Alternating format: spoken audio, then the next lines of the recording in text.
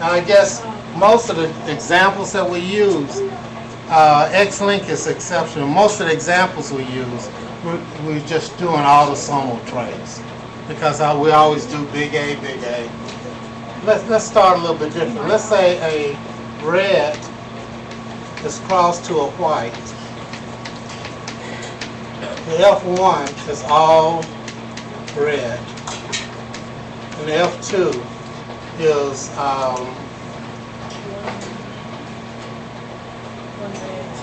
let's say 90 red and 30 white.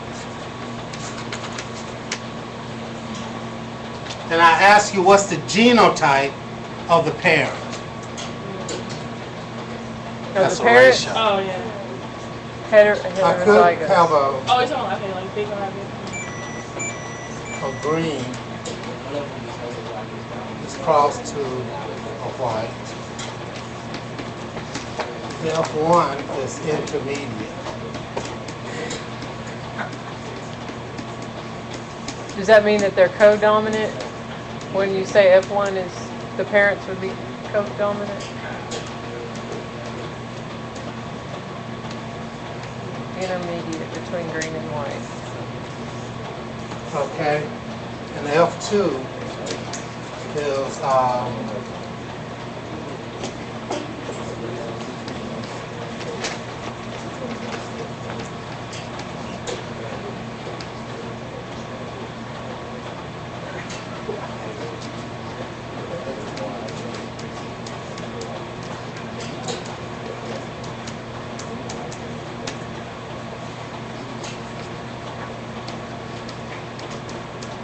and still the question is, what's the genotype of the green and white?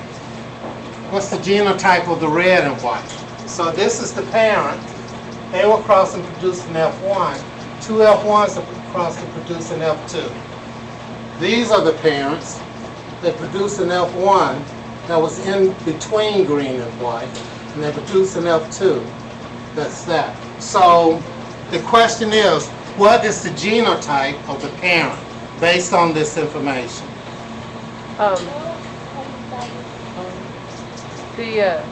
The first one, the F1 would be homozygous. No, parents. Parents. Oh. No, red would be dominant. You mean the genotype? Yeah. RR, big R, big R.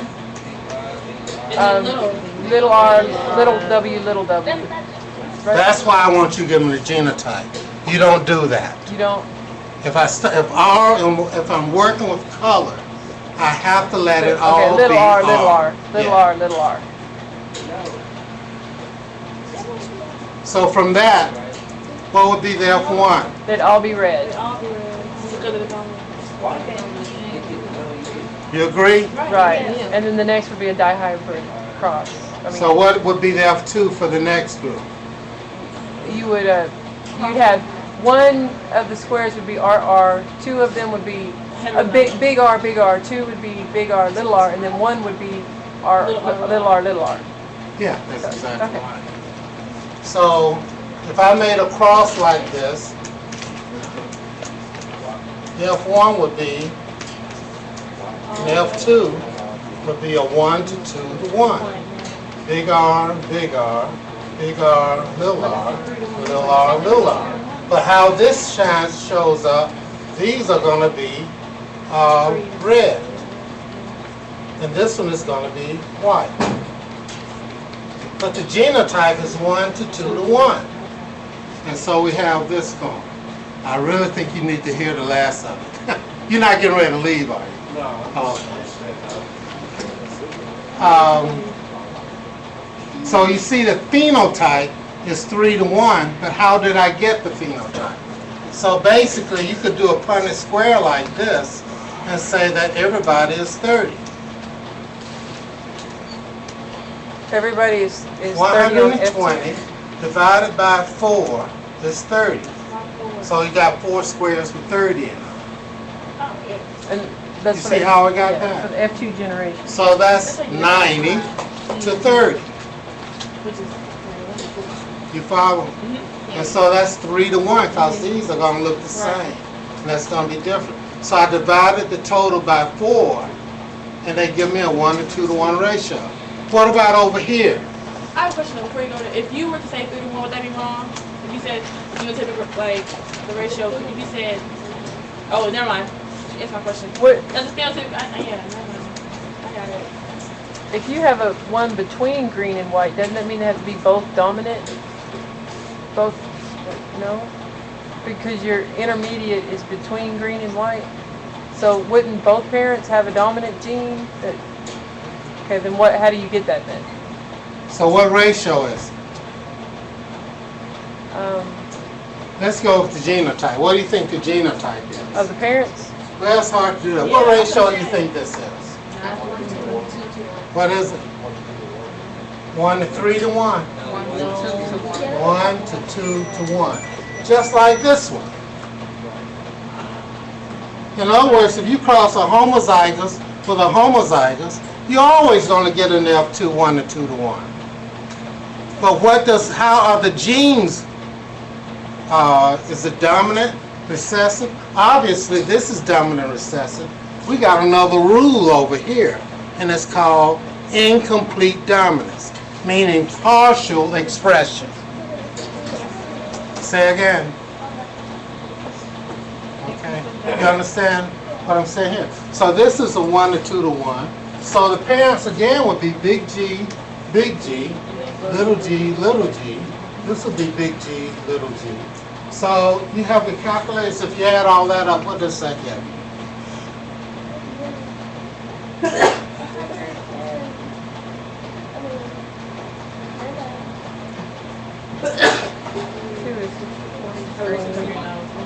What is it?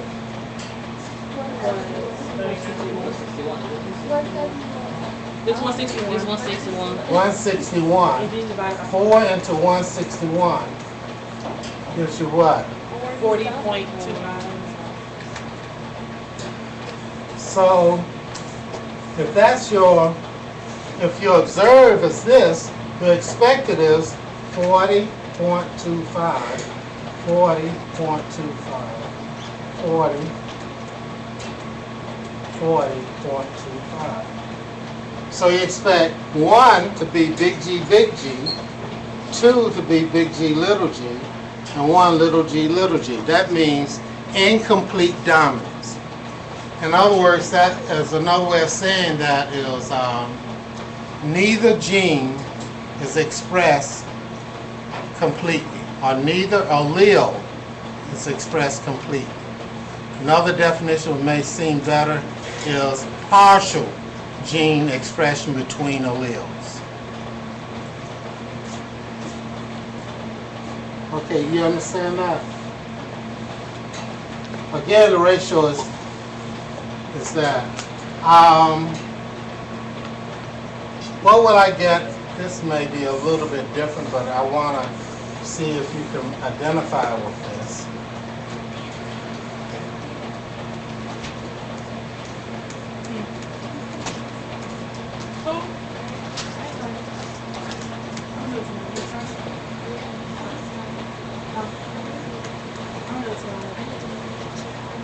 Well, you come there, I'm there.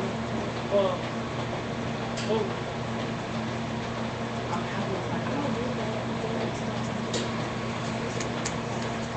That cross will give me a 3 to 1. So what do you think about when I'm talking about I sub A and little I? This will be blood type O. This one will be blood type A. So obviously O is recessive and A is dominant. What will happen if I make this cross?